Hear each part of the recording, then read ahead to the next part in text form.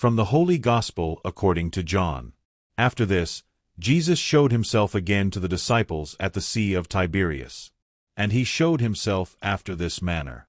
There were together Simon Peter, and Thomas, who is called Didymus, and Nathanael, who was of Cana in Galilee, and the sons of Zebedee, and 2 others of his disciples. Simon Peter saith to them, I go a-fishing.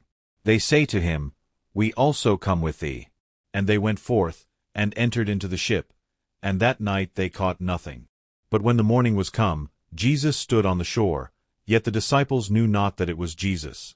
Jesus therefore said to them, Children, have you any meat? They answered him, No. He saith to them, Cast the net on the right side of the ship, and you shall find. They cast therefore, and now they were not able to draw it, for the multitude of fishes. That disciple therefore whom Jesus loved, said to Peter, It is the Lord. Simon Peter, when he heard that it was the Lord, girt his coat about him, for he was naked, and cast himself into the sea. But the other disciples came in the ship, for they were not far from the land, but as it were 200 cubits, dragging the net with fishes. As soon then as they came to land, they saw hot coals lying, and a fish laid thereon, and bread.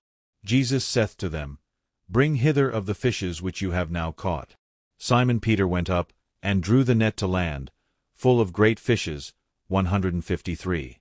And although there were so many, the net was not broken. Jesus saith to them, Come and dine.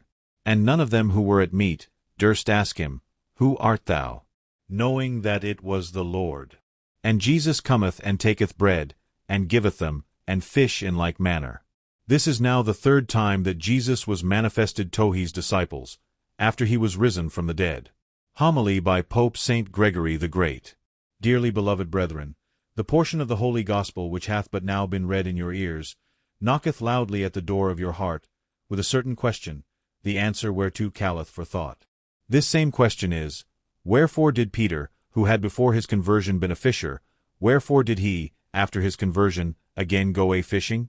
Since the truth hath said, No man, having put his hand to the plough, and looking back, is fit for the kingdom of God?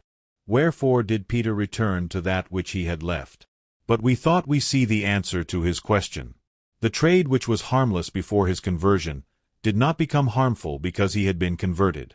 We know that Peter had been a fisherman, and Matthew a publican, and that Peter after his conversion went back to his fishing, but Matthew did not return to the receipt of custom. It is one thing to seek a livelihood by fishing, and another to amass money by farming of taxes.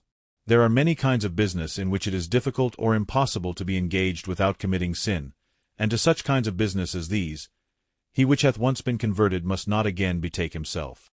It may likewise be asked why, when the disciples were toiling in the sea, the Lord, after his resurrection, stood on the shore, whereas before his resurrection he had walked on the waves before them all. The reason of this is quickly known if we will think of the end which it then served. The sea is a figure of this present world, tossed to and fro by changing fortune, and continually ebbing and flowing with the diverse tides of life. The stableness of the shore is an image of the never-ending rest of the eternal home.